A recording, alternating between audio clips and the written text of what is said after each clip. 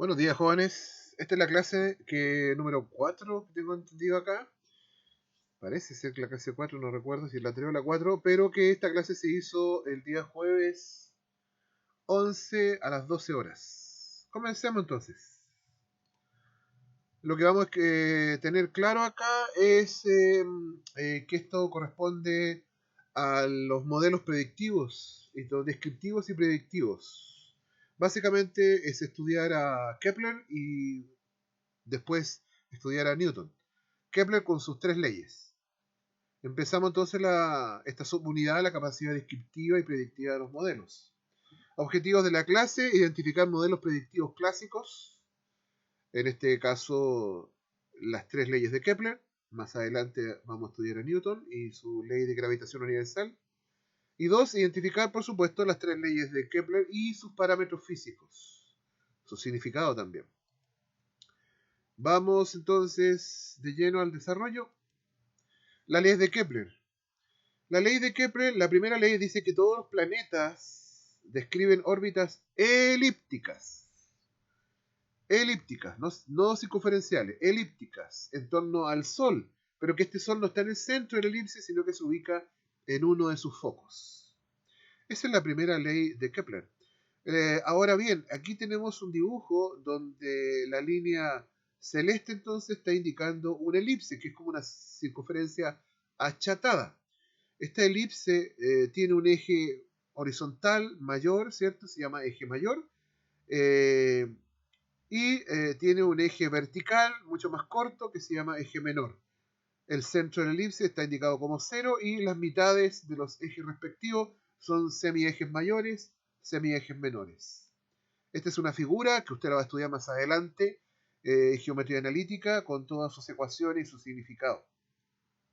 Ahora, por lo que concierne en este momento, es identificar que esta es una elipse, estas son las órbitas más o menos que siguen los planetas alrededor del Sol, y que el Sol no está en el centro de la elipse, sino que está en uno de los focos, ya sea en el foco 1 o en el foco 2, como indica la figura. Bueno, esto es lo que está en su libro.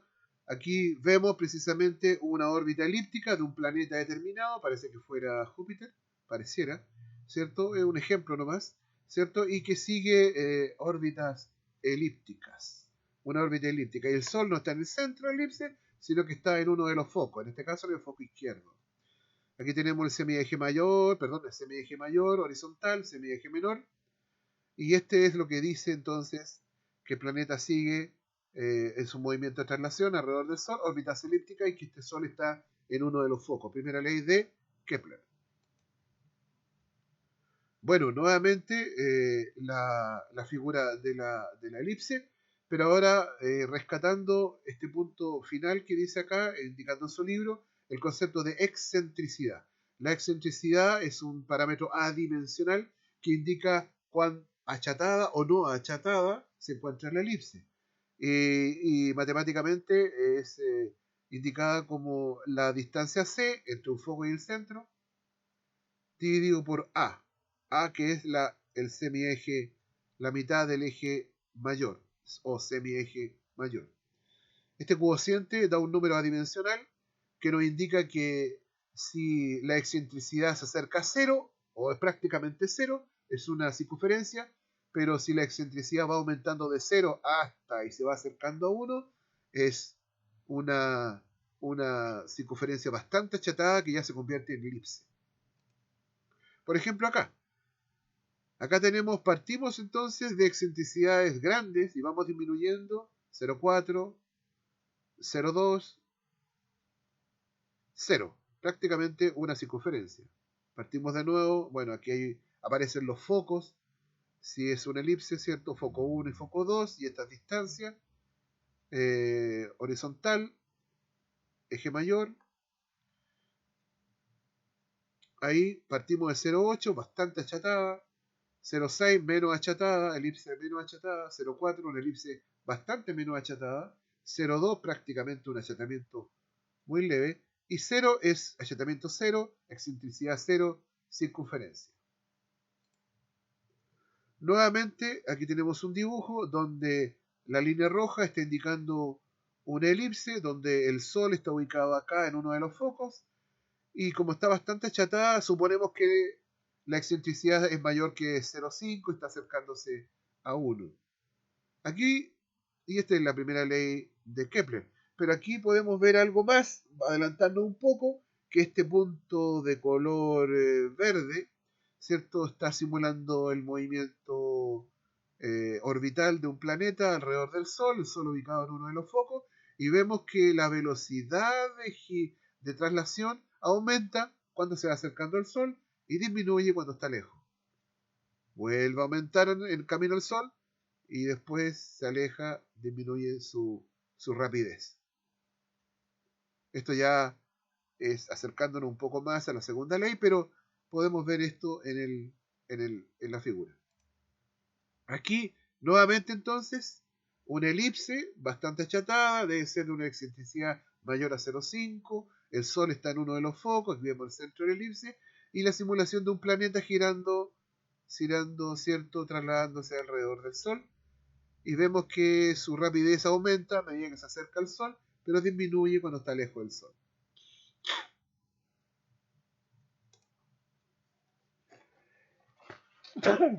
Nuevamente, la primera ley de Kepler.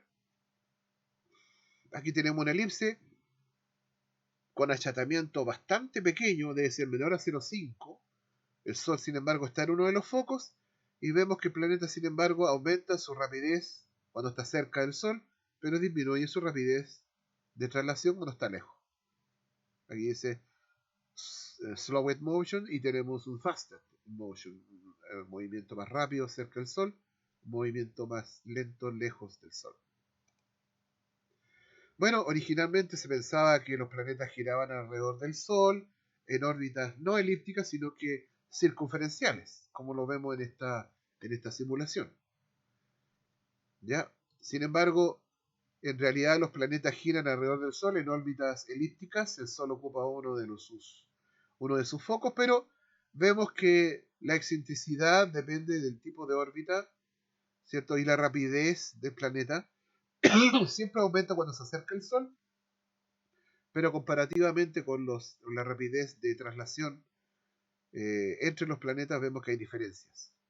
Lo importante acá es ver que el achatamiento, ¿cierto? Que son órbitas elípticas y tenemos una excentricidad seguramente 0,5, alrededor de 0,5. ¿Mm? Segunda ley de Kepler. El radio vector, y aquí tenemos que definir qué es lo que es el radio vector. El radio vector es la línea recta que une el Sol, en este caso, con el planeta. El Sol con el planeta en esta otra posición. Esa línea recta se llama perdón, radio vector. Bueno, el radio vector barre áreas iguales, por ejemplo acá, este radio vector, desde esta posición a la posición, ¿cierto? A la otra posición arriba, barrió o describió un área. Dice que el radio vector del Sol con un planeta barre áreas iguales en tiempos iguales.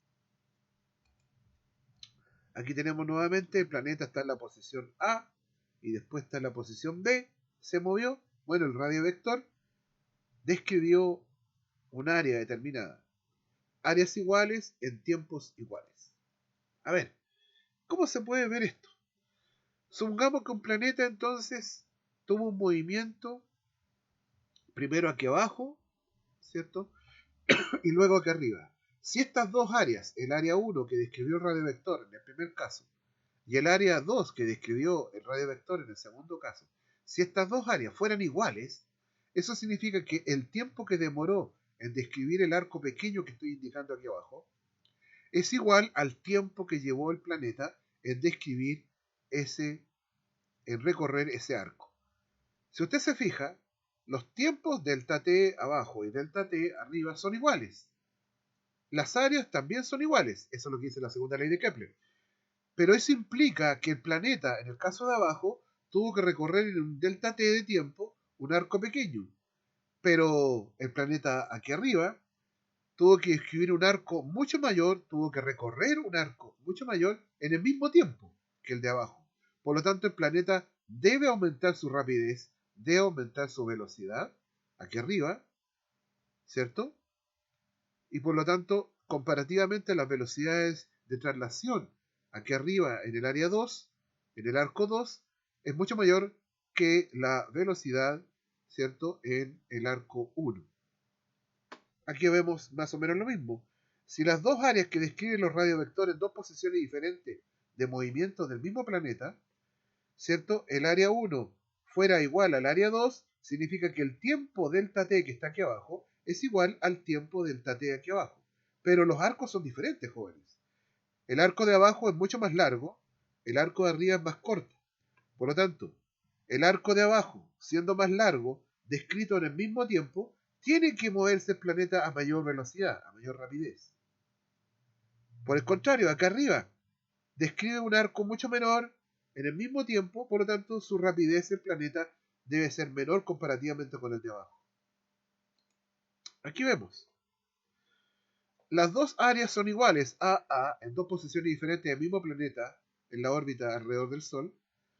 Las dos áreas son iguales, ¿cierto? Pero los arcos, bueno, las dos áreas son iguales, dice, y los tiempos en dos y el tiempo en uno es el mismo.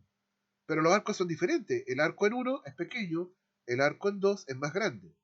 Bueno, si se recorre más distancia en el mismo tiempo, la velocidad 2 debe ser mayor que la velocidad 1, ¿cierto? Que un arco pequeño que se recorre en el mismo tiempo. Comparativamente, las dos velocidades son diferentes. En el arco pequeño, velocidad pequeña. En el arco más grande, velocidad más grande, debido a que los tiempos son iguales. Y porque las áreas barridas por el radio vector son iguales. Eso es lo que dice la segunda ley de Kepler. Aquí vemos nuevamente un dibujo, ¿cierto? Una simulación arriba, que está describiendo tiempos iguales en áreas iguales, pero en arcos diferentes, y por lo tanto tiene que aumentar su rapidez a medida que se va acercando al Sol. Y disminuye su rapidez de traslación cuando se aleja del Sol. Aquí abajo vemos exactamente lo mismo. El planeta debe aumentar su velocidad cuando se va acercando al Sol y disminuye su velocidad cuando se va alejando. La misma situación,